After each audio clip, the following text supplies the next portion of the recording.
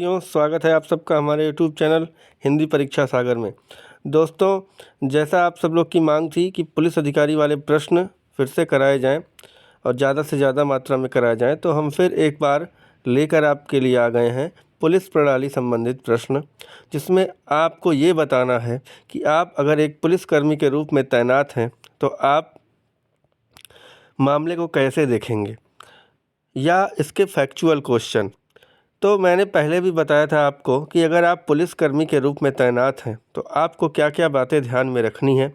तो दोस्तों, सबसे पहली बात आपको ध्यान में रखनी है कि आप जनता का हित करेंगे, क्योंकि पुलिसकर्मी का काम जनता का हित होता है। दूसरा, आप कानून के दायरे में रहकर अपने लक्ष्य को पूरा करेंगे। तीसरा, आप अपने वरिष्ठ अधिकारी का हमेशा सम्मान रखेंगे और उसके आदेश का पालन करेंगे। हमेशा ऐसा कर्तव्य करेंगे जिससे जनता का हित हो और राष्ट्र का हित हो। तो दोस्तों, आइए सीधे चलते हैं आज के पहले क्वेश्चन पर। आप लोग की मांग पर फिर से ये वीडियो बना रहा हूँ। दोस्तों, अगर वीडियो अच्छा लगेगा तो लाइक ज़रूर करिएगा और चैनल को सब्सक्राइब ज़रूर करिएगा। बड़े मुश्किल से वीडियो बनाया जाता है, तो चैनल को ज़रूर सब्सक्राइब कर दीजिएगा। तो दोस्तों, आइए आज के पहले क्वेश्चन पर चलते हैं। और पहला क्वेश्चन कह रहा है, आप एक पुलिस अधिकारी के रूप में तैनात हैं। कहाँ तैनात हैं? एटीएम कार्ड पर क्लोनिंग और मामलों को रोकने के लिए। एटीएम कार्ड के क्लोनिंग मामलों को रोकने के लिए। क्लोन मतलब होता है एक तरीके से दूसरी चीज़ बना देना, नकली चीज़ बना लेना। तो एटीएम कार्ड की क्लोनिंग जो हो रही है, कि मतलब एक एटीएम कार्ड से दूसरा एटीएम कार्ड तैयार कर लिया जा रहा है, या कोई पैसा निकालने गया तो किसी भी तकनीकी के तहत उसका नंबर, उसके एटीएम कार्ड का नंबर चोरी कर लेना, पिन चोरी कर लेना, ये क्या कहलाता है? एटीएम कार्ड क्लोनिंग कहलाता है। तो आप ऐसे पुलिस अधिकारी के रूप में तैनात हैं जो इन मामलों को रोकने के लिए तैनात किया गया है। तो आप क्या करेंगे? 4 ऑप्शन देखिएगा, ध्यानपूर्वक पढ़िएगा। क्वेश्चन थोड़े से हाई लेवल के हैं आज, तो इसको ध्यानपूर्वक पढ़िएगा कि संदिग्ध सहयोगियों की पहचान के लिए सभी एटीएम में एक एक पर्यवेक्षक रखने चाहिए। ये बिल्कुल गलत है, क्योंकि सभी एटीएम में, आप सोच सकते हैं कि सभी एटीएम में एक एक पर्यवेक्षक रखा जा सकता है क्या? इतनी बड़ी पुलिस बल तो है नहीं कि आप एटीएम की अब रखवाली के लिए हर एटीएम में एक एक पर्यवेक्षक रखेंगे। तो ये बिल्कुल गलत ऑप्शन है। दूसरा है, क्षेत्राधिकार में सभी एटीएम को अस्थायी रूप से बंद कर देना चाहिए। देखिए, जनता का हित, इससे तो जनता का हित बिल्कुल नहीं होगा, क्योंकि पैसों के लिए जनता फिर जब एटीएम बंद हो जाएगा तो कहाँ निकालने जाएगी। और आप कोई पुलिस का आदमी है तो आपका प्रथम कर्तव्य है कि आप जनता का हित करें। तो दूसरा ऑप्शन भी गलत होगा। तीसरा ऑप्शन, कार्य प्रणाली को समझने के लिए कार्ड क्लोनिंग मशीन प्रोटोटाइप खरीदने चाहिए। अगर आप ये करेंगे तब तक तो देर हो जाएगी और कितनी ही विसंगतियां हो जाएंगी। तो चौथा ऑप्शन बिल्कुल सही है कि विसंगतियों को रोकने के लिए एटीएम मशीन एक्सेस लॉक की जांच करनी चाहिए, कि ऐसी विसंगति ना हो। तो हमें क्या करना चाहिए? मशीन एक्सेस लॉक की जांच करनी चाहिए कि मशीन क्या क्लोनिंग पकड़ पा रही है या नहीं पकड़ पा रही है। तो मशीन की हमको जांच करनी चाहिए, या हुई है क्लोनिंग तो किस कारणवश हुई है, इसकी जांच के लिए हमको मशीन एक्सेस लॉक की जांच करनी चाहिए। चौथा ऑप्शन बिल्कुल सही है। दोस्तों, आप लोगों की मांग थी इस प्रकार के फिर से वीडियो बनाया जाए, तो हमने इस प्रकार का फिर से वीडियो बनाया है।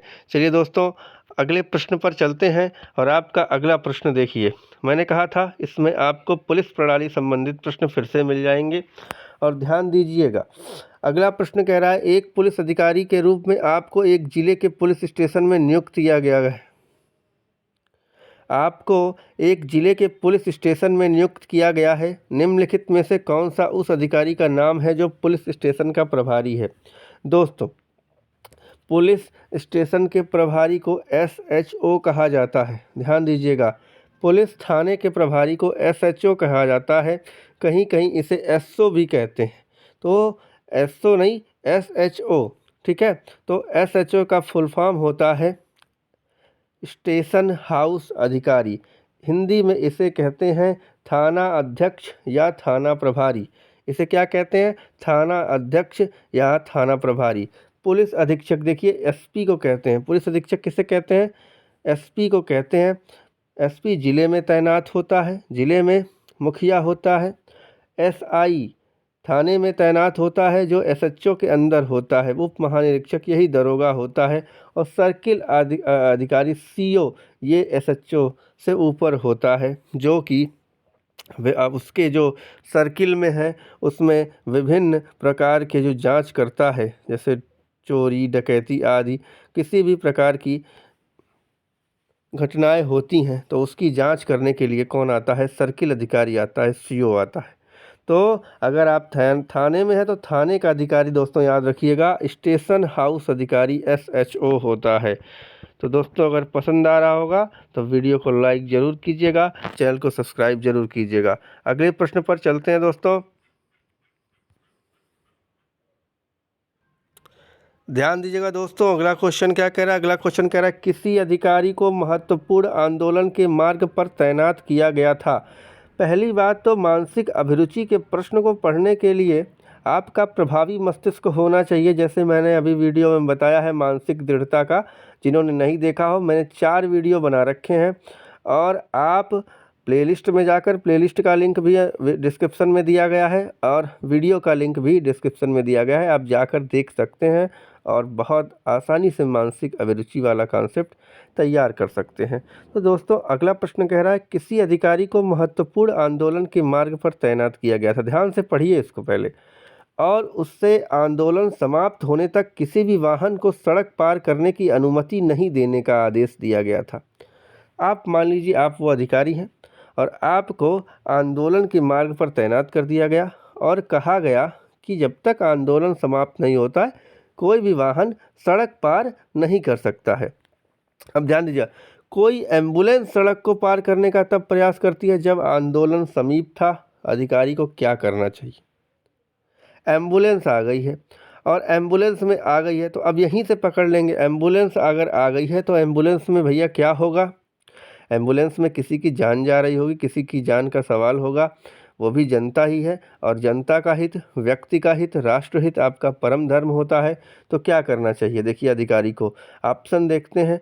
आंदोलन को रोकना चाहिए, एम्बुलेंस को सड़क पार करने की अनुमति देनी चाहिए, ठीक है। ड्राइवर को दूसरे मार्ग से जाने के लिए कहना चाहिए। जब तक आंदोलन खत्म नहीं होता तब तक एम्बुलेंस को रोक देना चाहिए। ऐसी परिस्थिति के लिए अधिकारी को अपने वरिष्ठ अधिकारी से बात करनी चाहिए। तो देखिए आंदोलन को रोकना चाहिए और एम्बुलेंस को सड़क पार करने की अनुमति देनी चाहिए। ड्राइवर को दूसरे मार्ग से जाने के लिए कहना चाहिए।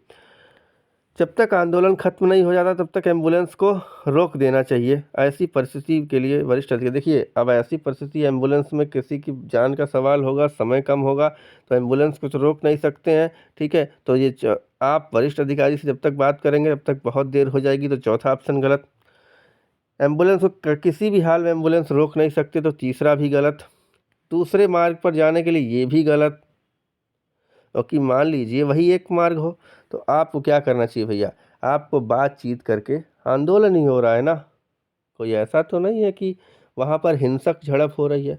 तो आंदोलन हो रहा है तो आपको बातचीत करके कि भैया थोड़े देर के लिए आप आंदोलन रोक दीजिए और एम्बुलेंस सड़क पार कर जाए। एम्बुलेंस क्या हो? सड़क पार कर जाए, क्योंकि भैया किसी की जान का सवाल है और आपका परम कर्तव्य है कि जनता का हित, व्यक्ति का हित, राष्ट्र हित। तो ये पहला ऑप्शन इसका बिल्कुल सही होगा। चलिए दोस्तों अगले प्रश्न पर चलते हैं। देखिए क्वेश्चन कैसे बन रहे हैं। अगर आप मेरे सारे वीडियो देखते हैं, ना देखे हो तो लिंक डिस्क्रिप्शन बॉक्स में है। अगर आप मेरे सारे वीडियो देखते हैं तो यकीनन आप सभी प्रश्नों का जवाब आसानी से दे सकते हैं। अगला क्वेश्चन कह रहा है पुलिस प्रणाली में एफआईआर का पूर्ण रूप क्या है? एफआईआर किसे कहते हैं? एफआईआर होता है first information report. First information report, पहला ऑप्शन बिल्कुल सही है, फर्स्ट इंफॉर्मेशन रिपोर्ट। जब कोई घटना हो जाती है तो घटना के बारे में वहाँ उपस्थित किसी पीड़ित व्यक्ति या गवाह के द्वारा, किसी पीड़ित व्यक्ति के द्वारा सूचना दिए जाने पर पुलिस सबसे पहला काम क्या करती है? फर्स्ट इन्फॉर्मेशन रिपोर्ट दायर करती है और इसी की सहायता से पुलिस आगे की विवेचना और आगे की जांच पड़ताल करती है, गवाहों को इकट्ठा करती है, जो व्यक्ति अपराधी है उसको पकड़ती है, चार्जशीट दायर करती है और कोर्ट में ले जाती है। तो ये सारी चीज़ें जो हैं, तो पुलिस सबसे पहला काम क्या करती है? फर्स्ट इन्फॉर्मेशन रिपोर्ट, प्रथम सूचना रिपोर्ट, हिंदी में भी कह सकता है प्रथम सूचना रिपोर्ट। ठीक है, तो दोस्तों वीडियो अच्छा लग रहा हो तो वीडियो को लाइक जरूर। चलिए दोस्तों अगले क्वेश्चन पर चलते हैं। यह प्रश्न मैंने आपको इसलिए रखा है, ये फैक्चुअल क्वेश्चन है, इसलिए मैंने आप ये प्रश्न रखा है जिससे आप कौन सा अधिनियम किस सन में आया था उसको आप इस 4 ऑप्शन से याद रख सकें। तो पहला 5वां क्वेश्चन ये कह रहा है कि भारत में लिंग चयन और कन्या भ्रूण हत्या, लिंग चयन और कन्या भ्रूण हत्या को प्रतिबंधित करने के लिए कौन सा अधिनियम आया था?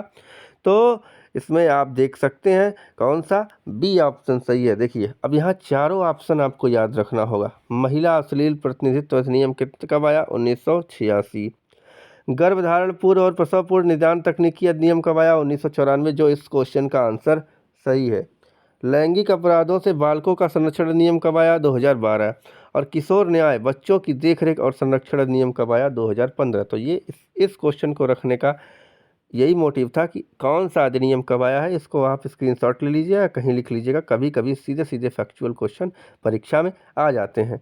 तो इसका ऑप्शन क्या होगा? गर्भधारण पूर्व और प्रसव पूर्व निदान तकनीकी अधिनियम 1994 क्या करता है? आप लिंग की जांच नहीं करा सकते हैं, यह कानूनी अवैध है भारत में, और भ्रूण हत्या भी कानूनी अवैध है भारत में। ठीक है, तो ये सारे क्वेश्चन जो हैं आपको सीधे सीधे परीक्षा में मिल जाएंगे।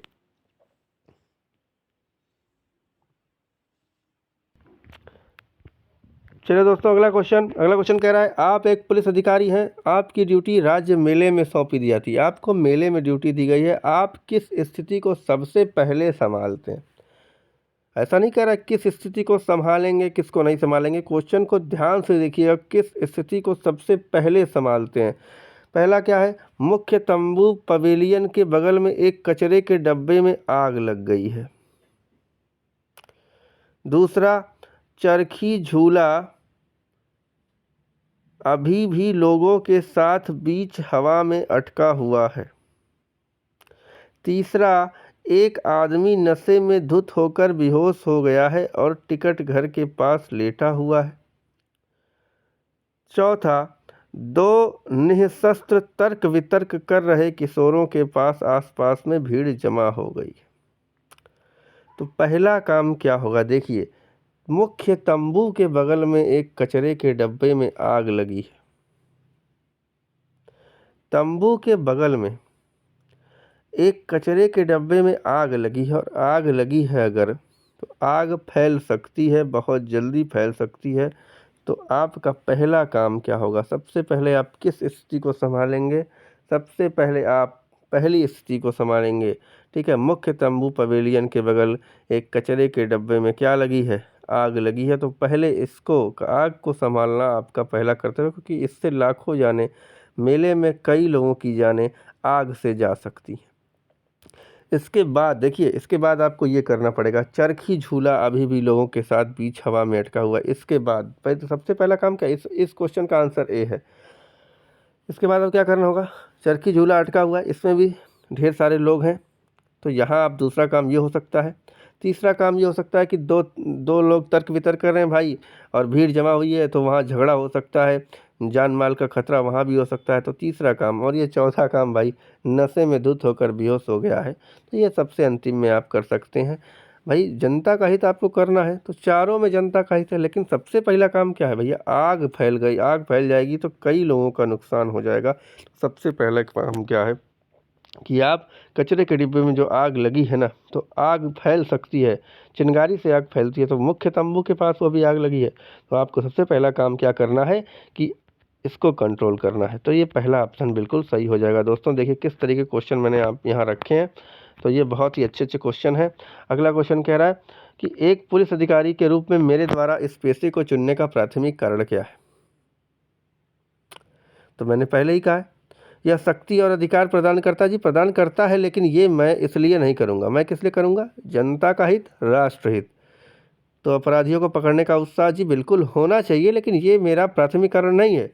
यह नौकरी सुरक्षा प्रदान करती है, बिल्कुल करती है, लेकिन मैं इसको, ये मेरा प्राथमिकरण क्या है? मेरा प्राथमिकरण ये होना चाहिए कि आपको देश की सेवा का क्या करना है, अवसर मिल रहा है, राष्ट्र हित और जनता का हित करने का अवसर मिल रहा है। तो चौथा ऑप्शन इसका बिल्कुल सही होगा। अगले क्वेश्चन पे चलते हैं दोस्तों। देखिए, कौन सा अधिनियम पुलिस शब्द के परिभाषित करता है? तो ध्यान दीजिएगा, सन 1861। क्या? 1861 जहाँ होगा वही ऑप्शन सही होगा। 1861। देखिए यहाँ पर 71 है, गलत है, 1901 है, गलत है, और 1892 गलत है। 1861 लॉर्ड कॉर्नवालिस को आप याद रखिएगा, पुलिस प्रणाली का जनक है। कौन? Lord Cornwallis. अगर कोई कहे आईपीसी का जनक कौन है, अगर कोई आपसे पूछता है कि आईपीसी का जनक कौन है, तो आईपीसी का जनक कौन है? मैकाले। आईपीसी का जनक कौन है? मैकाले। और आपसे कोई कहता है पुलिस का जनक कौन है, पुलिस प्रणाली का जनक कौन है, तो कॉर्नवालिस। आईपीसी मतलब विधि, कानून। अगर आपसे ये भी पूछा जाता है कि कानून का जनक कौन है, आईपीसी मतलब होता है इंडियन पीनल कोड, भारतीय दंड संहिता। इसका भी जनक कौन है? मैकाले। कानून का जनक कौन है? मैकाले। पुलिस प्रणाली का जनक कौन है? कॉर्नवालिस। तो अधिनियम कब आया था? 1861 में अधिनियम आया था, 1861 में अधिनियम आया था, और उसकी धारा 1 में ही किसका? पुलिस शब्द का परिभाषित किया गया है। और क्या कहा गया है? पुलिस शब्द, ठीक है, POLICE, जो ये पुलिस शब्द है, POLIC, P मतलब होता है पोलाइट, मतलब आदमी को विनम्र होना चाहिए, पुलिसकर्मी को विनम्र होना चाहिए। P मैं यहाँ लिख रहा हूँ, देखिए, POLICE। तो आप लोग अगर कॉपी पेन लिखे हैं तो लिख लीजिएगा।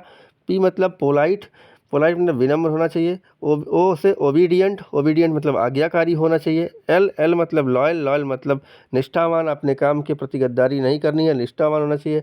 I मतलब इंटेलिजेंट, बुद्धिमान होना चाहिए। C मतलब करेजियस, करेजियस मतलब साहसी होना चाहिए। और E मतलब इफ़िशियंट, इफ़िशियंट मतलब दक्ष होना चाहिए, सक्षम होना चाहिए शारीरिक और मानसिक रूप से। तो polite, obedient, loyal, intelligent, courageous, और ई से क्या? इफ़िशियंट। तो 1861 में अधिनियम आया था। और उत्तर प्रदेश में पुलिस की स्थापना कब हुई? तो मैं बता चुका हूँ पिछले वीडियो में, तो आप लोग कमेंट करके ज़रूर बताइएगा कि उत्तर प्रदेश में पुलिस विभाग की स्थापना कब हुई थी। चलिए दोस्तों, अच्छा लग रहा हो तो चैनल को लाइक ज़रूर करिएगा, और वीडियो लाइक ज़रूर करिएगा और चैनल को सब्सक्राइब ज़रूर कीजिएगा। चलिए दोस्तों, अगले प्रश्न पर चलते हैं। अगला प्रश्न कहता है कि हेड कांस्टेबल सहायक उपनिरीक्षक के बीच संघर्ष मामले में आप घटना की रिपोर्ट किसे करेंगे? हेड कांस्टेबल और सहायक हेड कांस्टेबल और ASI के बीच क्या हुई? क्या हुआ? झगड़ा हो गया। तो आप घटना की रिपोर्ट किसे करेंगे? तो आप जो है, हेड कांस्टेबल और ASI के बीच झगड़ा हो गया है, तो आप घटना की रिपोर्ट किसे करेंगे? निरीक्षक को करेंगे। निरीक्षक करेंगे, बिल्कुल गलत।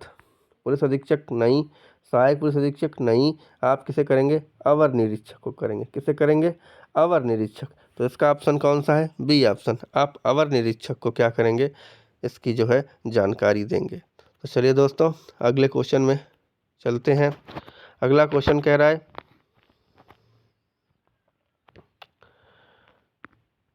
आप किसी सरकारी विभाग में अधिकारी हैं। देखिए, मानसिक द्योतक क्वेश्चन है ये। आप किसी सरकारी विभाग में क्या हैं? अधिकारी हैं। आपकी जानकारी में आता है कि लंबी दूरी के टेलीफोन कॉल का बिल आया है। किसके द्वारा आया है? एक विशेष कर्मचारी के द्वारा आया है। आप क्या करेंगे? आप जो हैं सरकारी विभाग में अधिकारी हैं, और अधिकारी हैं तो याद रखिएगा, अधिकारी का भी यह कर्तव्य है कि वह विनम्रता से काम करे। तो यहाँ एक्शन, ऐसा नहीं कि तुरंत एक्शन ले लीजिएगा। मैंने कहा था, प्रभावी मस्तिष्क ही मानसिक दृढ़ता का कारण है, और मानसिक दृढ़ता का यह प्रश्न है। मस्तिष्क आपका प्रभावी होना चाहिए, सकारात्मक सोच होनी चाहिए, और विनम्रता का भाव होना चाहिए। तो ऐसा नहीं है कि अब कोई कर्मचारी है, उसके द्वारा भाई सरकारी विभाग में लंबी दूरी का टेलीफोन कॉल बिल, मतलब ज़्यादा लंबा बिल आ चुका है, तो आप क्या करेंगे? ऑप्शन देखिएगा, आप कर्मचारी को बिल भुगतान का आदेश दे देंगे। बिल्कुल गलत है, सरकारी विभाग में आया है, क्यों आया है भाई? तो ये तो बिल्कुल गलत है, तत्काल निर्णय नहीं, कर्मचारी को आगे से ऐसा करने की चेतावनी देंगे, ये भी बिल्कुल गलत है। पहले तो जान तो लीजिए, देखिए तुरंत एक्शन नहीं ले सकते आप विनम्रता के साथ, पहले आप, प्रभावी मस्तिष्क यही कहता है बुद्धिमत्ता की, आप पहले जानकारी लीजिए। तो कार्यालय के फ़ोन को लंबी दूरी की कॉल से प्रतिबंधित करेंगे, ये भी बिल्कुल गलत है। चौथा है कि कर्मचारी को ऐसे, देखिए मैंने कहा ना, पहले क्या करना है, चौथा ऑप्शन क्या करें, कर्मचारी को ऐसी कॉलों का कारण पूछेंगे। जी बिल्कुल, चौथा ऑप्शन बिल्कुल सही है। पहले आपको क्या करना, अगर आप अधिकारी हैं तो आपको बड़ी विनम्रता से, चौथा ऑप्शन बिल्कुल सही है, आपको बड़ी विनम्रता से क्या करना है, पहले तो कारण पूछिए भाई कि ये लंबी दूरी का कॉल कहाँ से आया है, विशेष कॉल। ऐसा हो सकता है कि विभागीय कार्य के लिए आया हो, बार बार आया हो, तो ऐसा नहीं है ना कि आप उसे पहले ही प्रतिबंधित कर दीजिए या प्रताड़ित कीजिए या उसको दंड दीजिए। तो आप पहले उससे कारण पूछिए बड़ी विनम्रता के साथ। यही प्रभावी मस्तिष्क और मानसिक दृढ़ता का, मैंने कहा था ना, मुख्य केंद्र बिंदु मानसिक दृढ़ता का क्या है, प्रभावी मस्तिष्क है। तो ये बिल्कुल सही ऑप्शन आपके लिए हो जाएगा, चौथा ऑप्शन बिल्कुल सही होगा।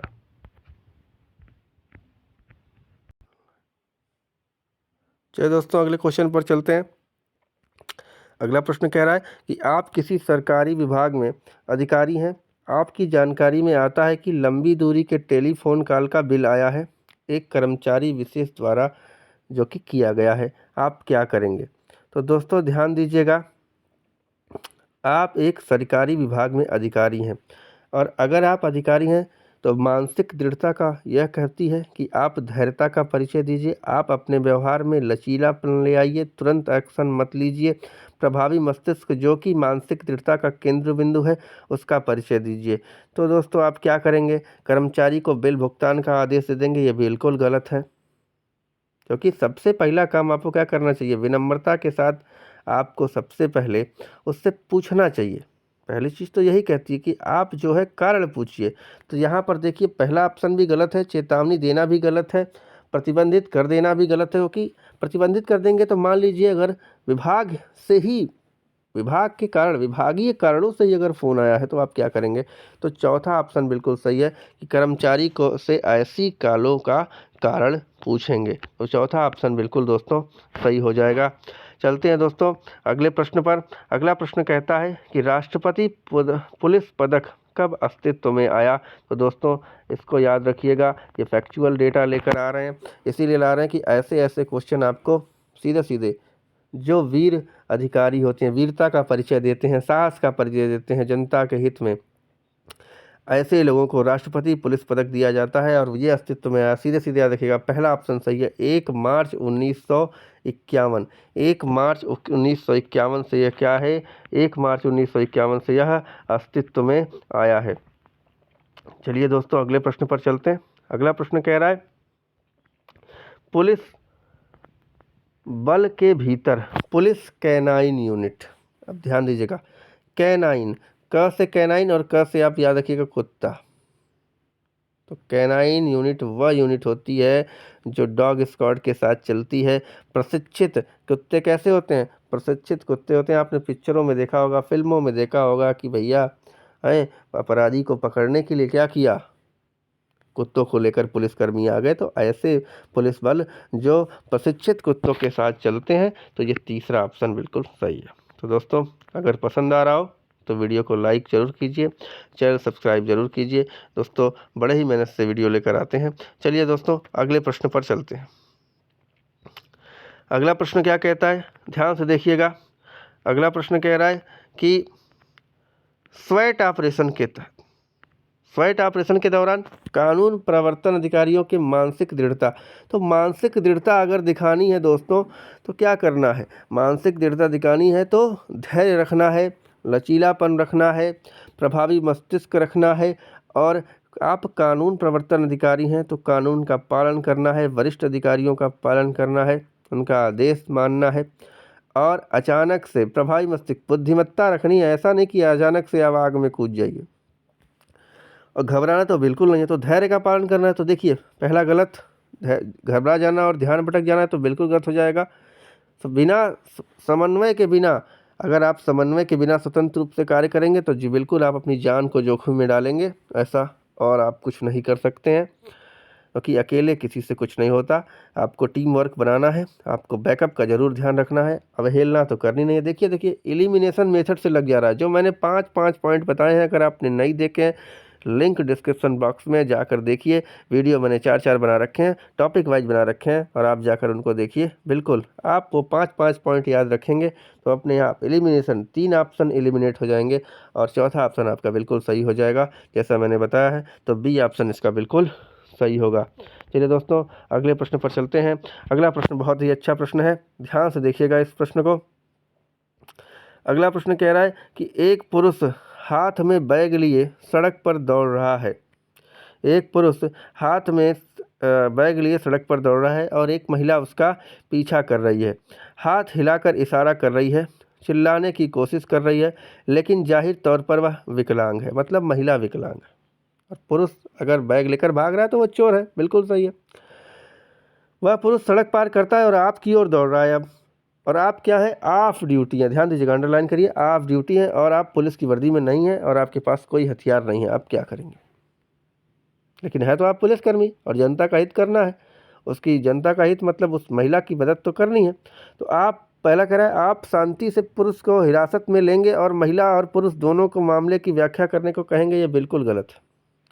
हिरासत में आप ले नहीं सकते हो कि आप ऑफ ड्यूटी हैं, पुलिस की वर्दी में नहीं है। आप पुरुष को जाने देंगे, ये बिल्कुल गलत है। आप सड़क पार करेंगे और दृश्य के बारे में पूछताछ करेंगे, तब अपनी कार्रवाई करेंगे। भैया जब तक आप पूछताछ करेंगे तब तक वो भाग जाएगा, कहाँ से मिलेगा? तो चौथा ऑप्शन बिल्कुल सही है। आप क्या करिए, महिला से संपर्क करने और आगे की कार्यवाही का निर्णय लेने से पहले उस पुरुष से निपटिए और उसे अक्षम कर दीजिए। निपटिए मतलब ऐसा नहीं है कि आपको उसको उसकी जान ले लीजिए, ऐसा नहीं है कि बस आप उसको आगे भागने योग्य न रखिए, ठीक है। उसे आप किसी प्रकार से रोक दीजिए, अक्षम कर दीजिए। मतलब ऐसा नहीं है कि आप उसे, अब हथियार तो है नहीं कि आप गोली मार देंगे, और हथियार भी होता तो भी आप जल्दी गोली नहीं मारते। अक्षम कर दीजिए मतलब वह आगे भाग न सके। और उसके बाद बैग पहले लीजिए अपने हाथ में, अपने सहयोगी पुलिसकर्मी जो ड्यूटी पर हैं उनको बुलाइए और बुलाकर महिला से पूछताछ करके आगे की कार्यवाही करिए। तो दोस्तों देखिए, अच्छा क्वेश्चन मैंने बनाया है। आज का आखिरी क्वेश्चन दोस्तों ध्यान से देखिएगा। आज का आखिरी क्वेश्चन है, क्या कह रहा है कि जब आपका परिवार छुट्टियों पर है, आप और आपका परिवार कहाँ है? छुट्टियों पर है। आपको कुछ कामों में मदद के लिए तत्काल बुलाया जाता है, आप क्या करेंगे? तो अगर आपको बुलाया जाता है तो भैया काम के लिए बुलाया गया है तो राष्ट्रहित, जनता हित, परम धर्म नज़रअंदाज तो बिल्कुल नहीं करना है, इनकार बिल्कुल नहीं करना है, वरिष्ठों पर नहीं चिल्लाना। जैसा मैंने बताया था, पुलिसकर्मी का परम कर्तव्य है जनता का हित, राष्ट्रहित, कानून के दायरे में रहकर लक्ष्य पूरा करना। और क्या 5वां पॉइंट बताया था कि वरिष्ठ अधिकारियों के आदेश का पालन करना, तत्काल जैसा वो कह रहे हैं वैसा पालन करिए। आपको अगर वीडियो नहीं देखें तो लिंक डिस्क्रिप्शन बॉक्स में है, वीडियो ज़रूर देखिए। और दोस्तों इसका ऑप्शन सी सही हो जाएगा। आप मैनेज करके कहाँ जाइए, आप ड्यूटी ज्वाइन करिए दोस्तों। तो ये 15 क्वेश्चन लगभग मैं लेके आता हूँ, जिससे 15 क्वेश्चन आए थे जो आपको परीक्षा में बहुत ही परेशान किए थे। तो दोस्तों देखा किस तरीके से मैं पिछले 5 वीडियो में आपको मानसिक अभिरुचि बहुत ही आसानी से समझा रहा हूँ, और आपके ही मांग थी कि और प्रश्न लेकर आइए, और मैं और प्रश्न लेकर आता रहूँगा जब तक परीक्षा नहीं होगी। 6 महीने का समय है, और जिससे हमको बहुत ही दिक्कत हुई थी, हमको उसको इतना स्ट्रांग बना लेंगे कि एग्जामिनर कहीं से भी पूछे हम उसका जवाब दें। सारे डेटा के साथ हम फिर मिलेंगे एक अगले वीडियो में। तब तक के लिए जय हिंद, जय भारत। अच्छा लगे तो वीडियो को लाइक ज़रूर करिए, चैनल को सब्सक्राइब जरूर करिए। बड़ी मेहनत से वीडियो बनाई जाती है, आप का कुछ नहीं जाएगा सब्सक्राइब करने में, और मेरा बहुत कुछ हो जाएगा अगर आप सब्सक्राइब कर देंगे। तो वीडियो को सब्सक्राइब जरूर करिएगा। तब तक के लिए जय हिंद, जय भारत, जय संविधान।